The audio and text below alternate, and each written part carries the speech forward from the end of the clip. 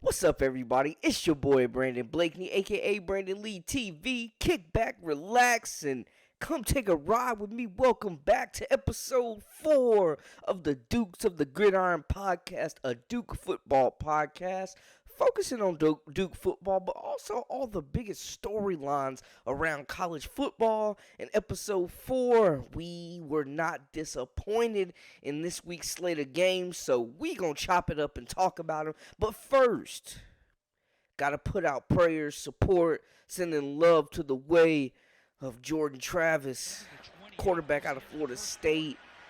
Gruesome leg injury, man. You can see it in the clip, and you just hate this. A kid that has just battled back through so much adversity and is having the best season of his college career in his 6th year and having one of the best seasons in Florida State history, man.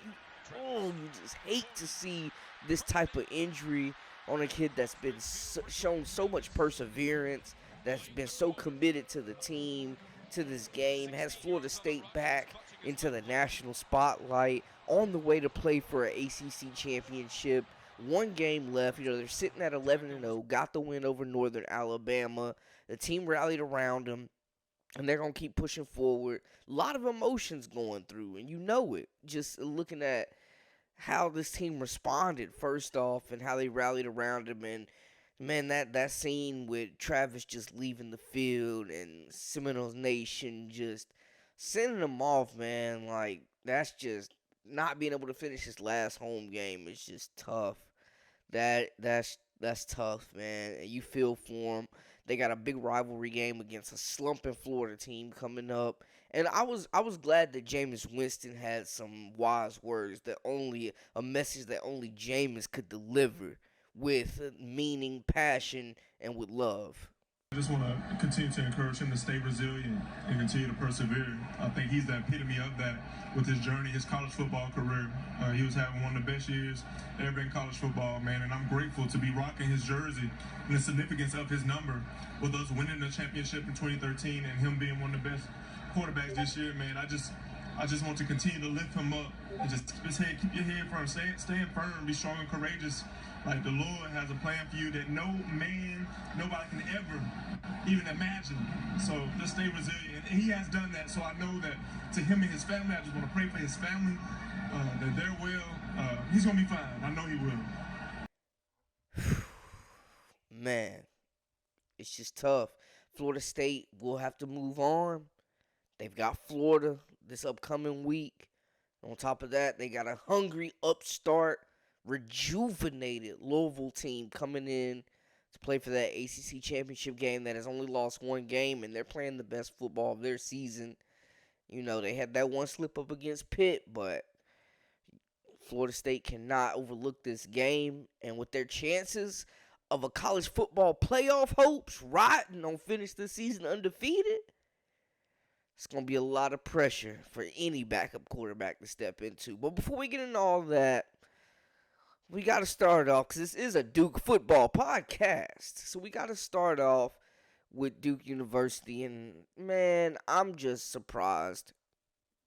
Now, if y'all saw the last episode, I had my guy Jayden on here. And we were talking about how Duke, they've got 2 games left against Virginia and Pitt. They needed to finish these games strong on a high note. They're already bowl eligible. I think, they did better than a lot of people would have expected, losing Riley Leonard, NFL draft prospect. There's been distractions with the rumors of Coach Elko being, axed, potentially linked to that Texas A&M job since Jimbo Fisher got the boot. They've battled through injuries. They're on their 3rd-string quarterback, a true freshman. Guys like Jordan Waters, Jacob Moore have really manned the ship for this squad. The defense started off putting up historical numbers. That front 7 was looking elite at one point in time. Stopping the run especially. And I mentioned that Virginia had only showed up twice this season. And it seems like whenever they got a North Carolina school on the horizon, on the schedule, man, they wake up and play a whole different brand of football. They end up upsetting Duke. Duke short. Their comeback fell short. They made a strong push in the fourth quarter. The turnovers, the interception from Grayson Loftus, the fumble. It was too much to overcome, even though Virginia racked up over 100 yards in penalties, y'all. Duke couldn't capitalize over the undisciplined Cavaliers. And they lose 2 in a row. You just wonder if there's still that emotional hangover from the Carolina game. Feeling like maybe the refs blew some big calls in that contest and possibly cost them a win. I can't say for certain which way or another, but I will say the group came out flat. And to give up over 400 yards to Virginia? I mean, the numbers don't lie here. They couldn't stop anything Virginia was doing. Looking at the side-by-side comparison with the team stats, Virginia racked up 448 yards, 278 yards passing, $170 on the ground. They were averaging over 6 yards a play. 2 big fourth down conversions. But the penalty yards stick out. 12 penalties for 117 yards compared to Duke's 1 penalty. You notice the turnovers. A fumble lost, an interception thrown for Duke. Virginia really controlled the tempo, the time of possession, and grinded Duke down. Every time it seemed like Duke was going to make a play to get them off the field, Virginia came up with another big play to answer. Loftus didn't play bad. 26 of 45, 278 yards, 2 tutties, 1 costly interception. Jaquez Moore, 9 carries, 100 yards, and he's been battling through some injuries, so that's really, really promising to see him come out and have the type of game that he did. He really put this team on his back when they needed him. 9 carries, 100 yards, averaged 11 yards per carry, outrushed Jordan Waters, also had a tutty on the ground as well, and then, hey, man, Jordan Moore continues to be one of the best, most electrifying receivers in all of the ACC. 9 catches, 117 yards, continues to be that top target, that top playmaking, perimeter, outside threat for Duke in the passing game. And, I mean, just seeing that their defense gave up over 70 points in 2 games, like, that cannot be overlooked. That is not the type of intensity we've grown to see from Coach Elko's group. We're just used to seeing them be more aggressive in the trenches and we're used to seeing them set the tone and really get after quarterbacks and really close up gaps and limit big plays. But Virginia came in and did whatever they want, got their 3rd victory on the season, and this is what you don't want to see as a Duke fan. You're out of the ACC championship contention already, and now you're just landsliding. And I get it, there's distractions on the field. It's interconference play. Virginia's coming in playing with nothing to lose. And I felt like that this could happen, where Duke came out flat, just lacked energy, lacked intensity.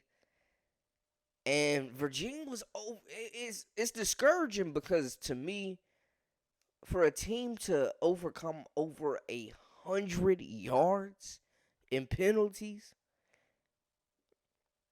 to shoot themselves in the foot 12 times, and them still be able to overcome those shortcomings and that being undisciplined, they overcame all that to still come away with a victory.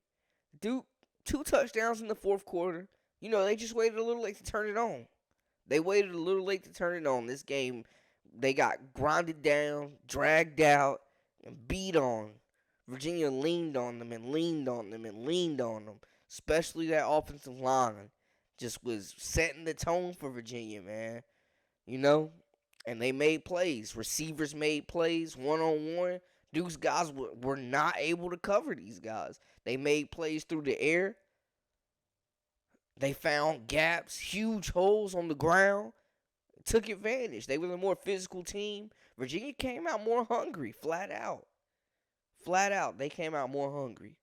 And I'm not trying to make excuses for this team, but with the headlines around Coach Mike Elko being linked to that Texas A&M job and the opportunities that a job like that in the SEC could provide financially for his family, the facilities, the recruitment opportunities, it's hard to ignore. And I respect Coach Elko because he's been 10 toes down behind Duke and staying with this program. But do his players feel the same way? Do the players feel the same way? We're in a digital media age. They're seeing all the stuff that we're seeing. They're reading all the headlines, and it's been a lot.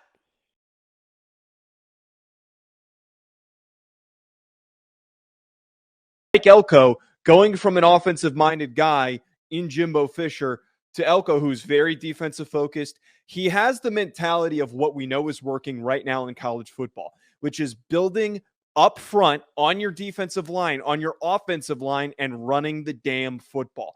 I think that Mike Elko is the perfect candidate, and I think for me, he is the number one guy that you have to go after. You need somebody that's, one, been around the program, and two, understands the importance of the program. And I'm not saying that it's any fault of his because he did what he's supposed to do. He can't help what these guys are saying. He can't help the noise, the outside noise. But it seems like maybe, I don't want to say he's losing the locker room, but maybe these distractions are hampering the players' play on the field. Maybe it is taken away from the focus. Maybe the writing's on the wall. I mean, we've seen these situations before. And it can't be ignored what Coach Elko is doing at a school like Duke, who will never be known as a football school, matched up against that juggernaut basketball program. But Coach Elko has brought excitement back on the gridiron that we haven't seen since Coach Cutliff was there. He's developing talent. They're getting guys to the league. They're recruiting the state of North Carolina very well. But it just seems like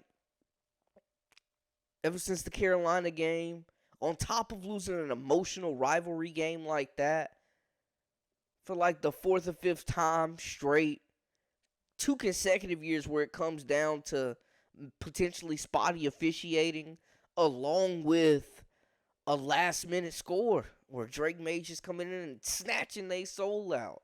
You dealing with an emotional hangover like that, and then you hear about a huge program in maybe the best, richest conference in college football, arguably, who could be coming to poach your coach. And you know the players hear that. And these guys came to play for Coach Elko, expecting him to be there.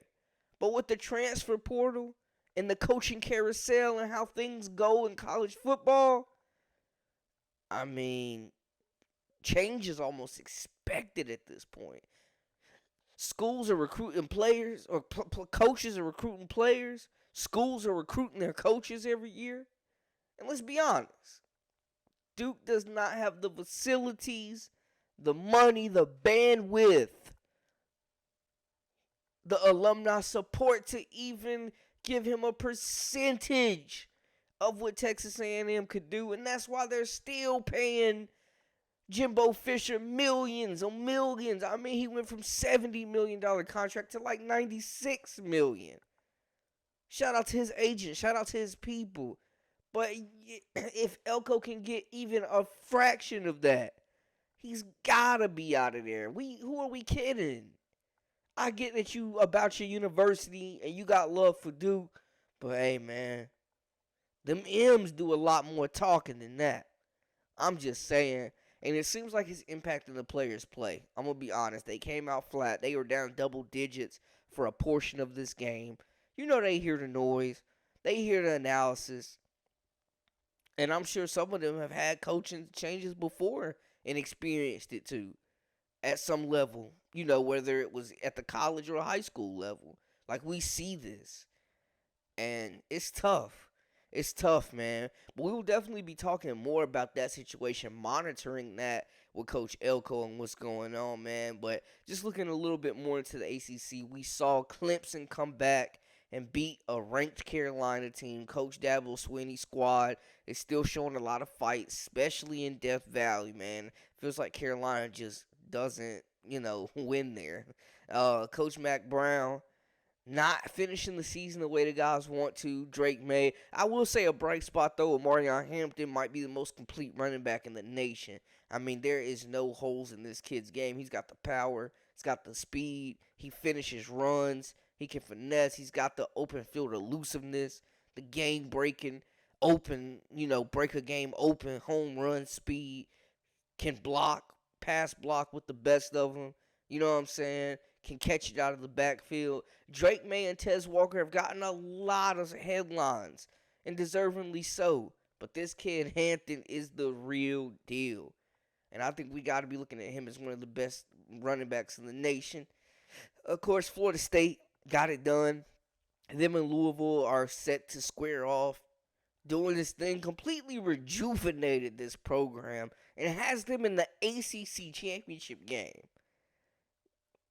I'm just saying, man. Louisville's got some weapons. They always have speed recruiting those Florida boys out there. They always got speed. The defense has been good. The offense has been special. They got these guys firing on all cylinders. And if it wasn't for the slip up against Pitt, hey, we talking about a potential top 5 matchup going on right here, man. I'm just saying, but that's the ACC. It's always the teams at the bottom pulling off some upsets and keeping 2 teams out of the college playoffs. So we'll see. It'll be interesting, man. I don't know if a one-loss Florida State goes into the college football playoff. I don't know if a one-loss Louisville does either. I don't know. It'll just have to depend on how the committee sees Texas, how they see Alabama, who is playing out of their minds, depending on if they can beat Georgia, depending on the Ohio State-Michigan situation, And looking at some of those coming into rivalry week.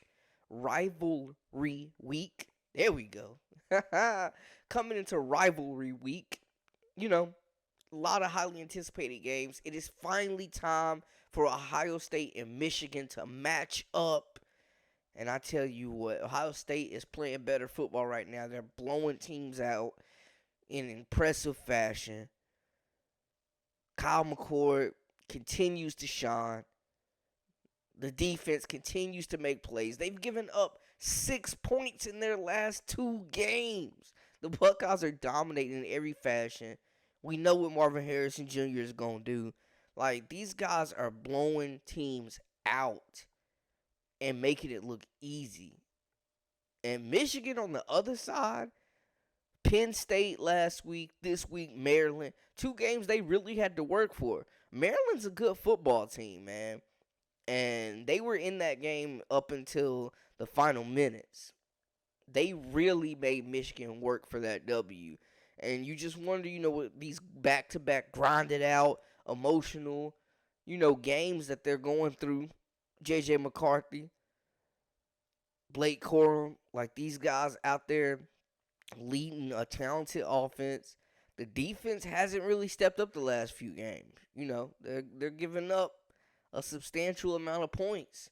And they were solid against Penn State. I'll say that. Maryland's got an explosive offense, though. And they was in it. Michigan defense made a play, and salute to those guys to shut it down. But they were in it. And I think over the past few weeks we've seen, I don't know if it's Coach Harbaugh not being there, but we've seen Michigan be affected a little bit. They've had some grinded out games as to where Ohio State has cruised the last 2 weeks and beyond. Are they going to be more well-rested than the Wolverines? Now, I get it. Rivalry weeks, all records are out the window. This is going to be a bloodbath. And I'm looking forward to it. Because these 2 teams have been the cream in the Big Ten the last few seasons. The question is, though, does a one-loss Ohio State make the playoff? Does a one-loss Michigan make the playoff? Whoever wins this game is obviously going to be in the playoff and potentially a 1 or 2 seed. But you got to look at it. What happens to the loser here? If it's a one-loss Alabama that wins the SEC championship versus a one-loss Michigan that loses the Big Ten, Bama's probably going to get the nod there. Another big championship game. Speaking of Bama, they got Georgia, the juggernaut. Georgia ain't lost a game in almost 3 years. They got their own guy, Carson Beck, getting it done, getting to these receivers, letting these running backs make plays, letting all these playmakers get out in the space. The game has slowed down for him. And I'm looking at it. That defense has been lights out. Georgia is blowing everybody out. Everybody out. I mean, Coach Kirby Smart has a freaking juggernaut. They got Brock Bowers back. Potential first-round NFL draft pick. The big tight end. Scored a tutty in their last game.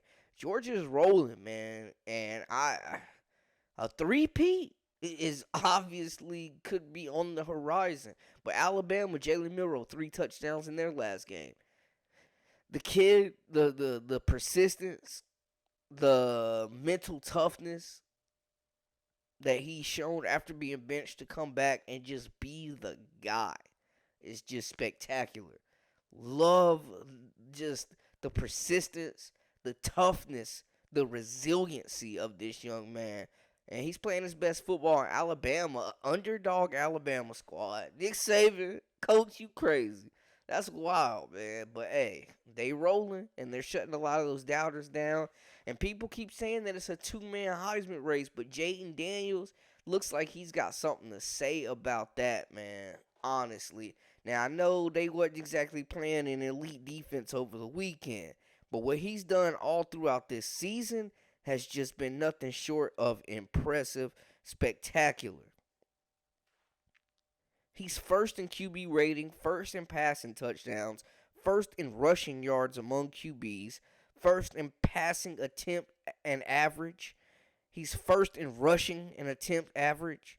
He's third in passing yards, and he's fifth in completion percentage.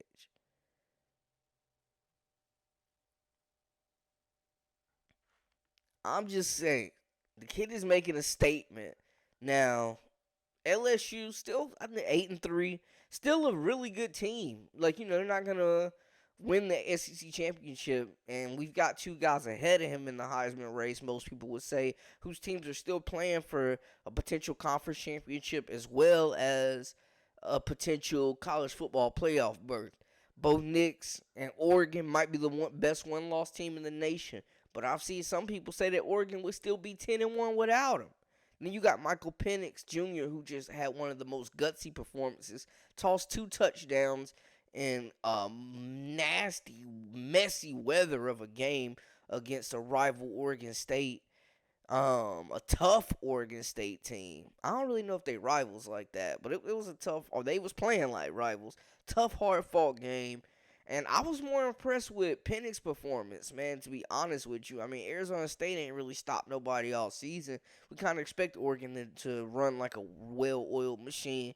But Penix was out there just being persistent. He really worked for the whole team, of course, but like they really worked for that win, man. It was ugly. It was hard fought. It was physical. Oregon State has a good team. They got a pretty good quarterback in their own right in DJU. They really worked for that, man. But looking at their stats, man, it's tough. You got Penix on the year, 3,695 yards, 30 tutties, 7 interceptions, with an 85% QBR, and he's got the head-to-head victory over Bo Nix as well in the undefeated Washington Huskies. But then on the other side, less yards, more touchdowns, less interceptions, and a better QBR.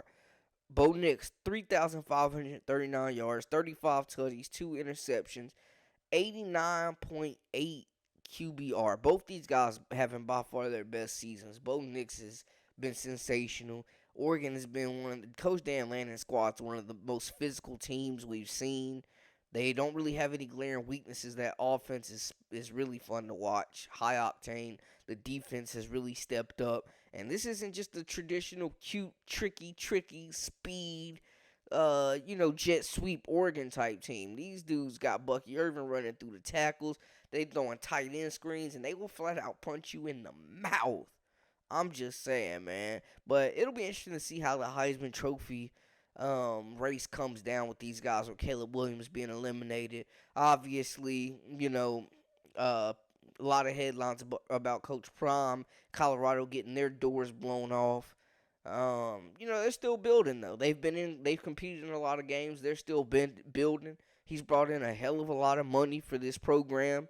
He's brought the national spotlight to this program, national TV games, televised games, a lot of excitement to build on. It's year one of the rebuild, people. Let's give him some time for Coach Prime. That's all I'm going to say about that. But, hey, man, it's a lot of storylines to continue watching within the college football, especially with rivalry week coming up. And that's going to be the one to close out the season before we get to those conference playoff games, those conference championship games. So y'all stay locked in, man. We'll have all the latest and the greatest and all the updates. Make sure y'all hit that subscribe button and stay locked in with us. This is the Dukes of the Gridiron Podcast, powered by Believe. Appreciate y'all tuning in. Until next time, hey. We out.